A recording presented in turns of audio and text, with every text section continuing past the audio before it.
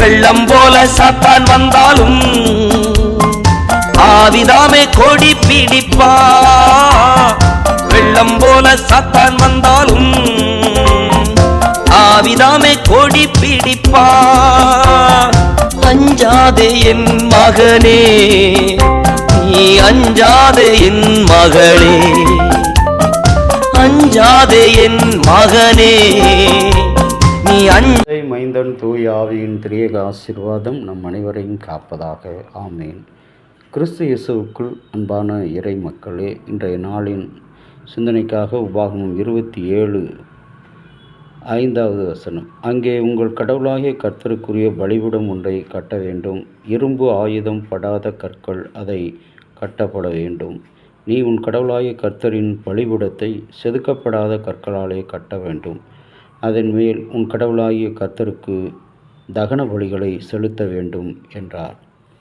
அன்புக்குரிய இறை மக்களே, ஆண்டவராகிய கடவுள் இஸ்ரவேல் மக்களை அடிமைத்தன வீட்டிலிருந்து அழைத்து வரும்போது அவர்கள் விடுவிக்கப்பட்ட மக்களாக மகிழ்ச்சியை கொண்டாடும் வண்ணமாக தன்னுடைய நன்மையை கிருபையை நினைத்து கடவுளுக்கு துதி செலுத்துகிறவர்களாக பலி செலுத்துகிறவர்களாக ஒரு பலிபீடம் ஒன்றை கட்டும்படி கொடுக்கிறார். அங்கே சொல்லும் பொழுது இரும்பு ஆயுதங்கள் படாதபடி கட்ட வேண்டும். செதுக்கப்படாத கற்களாக கட்டப்பட வேண்டும் பலிபீடம். சங்கீதக்காரன் தாவீது 51ஆம் சங்கீதத்தில், கடவுளே நீர் காளைகளை விரும்பினால் பலியாக செலுத்துவேன் என்று சொல்லி நறுங்குண்டதும் நொறுங்குண்டதுமான இருதயத்தை நீர் புறக்கணிக்காத தேவன் என்று கடவுளிடத்தில் அவன் மன்றாடுகின்ற பாவ அறிக்கை ஜெபத்தை பார்க்கிறோம். இதுபோல் நம்முடைய வாழ்க்கையிலும் கூட அநேக நேரங்களில் நாம் நம்முடைய தவறுகளை பாவங்களை என்ன செய்கிறோம், அழகுபடுத்துகிறோம், அதை டிசைன் பண்ணுகிறோம், மேல்பூச்சாக அதை மறைக்க பல வழிகளில் நாம் மேற்கொள்கிறோம். ஆனால் ஆண்டவராகிய கடவுள், நீ கட்டுகின்ற பலிபீடம், எனக்காக நீ கட்டுகின்ற பலிபீடம் செதுக்கப்படாத ஆயுதம் படாத. இன்றைக்கு பாவம் செய்த மனிதன் சாகவே சாக வேண்டும் என்று சொன்ன அந்த பழைய ஏற்பாட்டினுடைய கட்டளைகளை கிறிஸ்து இயேசுவினுடைய கிருபையினாலே மீட்கப்படுகின்ற வாழ்க்கை. நீ ஆயுதம் கொண்டு உன்னை பொருத்தனை செய்ய வேண்டாம். ஆயுதத்தினால் உன் சரீரத்தை நீ வதைத்து கொள்ள வேண்டாம். ஆயுதத்தினால் உன் சரீரத்தை எனக்கு பொருத்தனையாக செலுத்த வேண்டாம். செதுக்கப்பட்ட கல்லாக உடைக்கப்பட்டவராக பல பொருத்தனைகளை செய்து உன்னுடைய பலியை செலுத்த வேண்டாம். செதுக்கப்படாத கல்லாக நீ உன் பலியை செலுத்த வேண்டும்.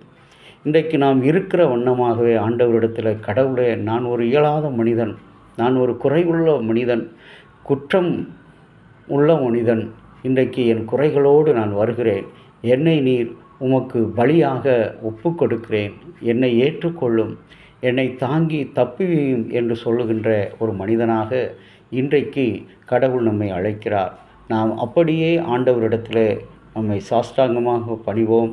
இந்த நாள் நம் அனைவருக்கும் நிறைவுள்ள ஒரு ஆசீர்வாதமாக அமையும் என்று சொல்லி எல்லாம் உள்ள கடவுள் உங்களை ஆசீர்வதிக்கிறார். செபிப்போம். நேசமுள்ள அன்புள்ள இயேசு சுவாமி, உம்முடைய கிருபையினாலே, இரக்கத்தினாலே, உம்முடைய அன்பினால, மன்னிப்பினாலே நீர் எங்களுக்கு கொடுத்த பாதுகாப்புக்காக, அருளுக்காக உம்மை ஸ்தோத்தரிக்கிறோம்.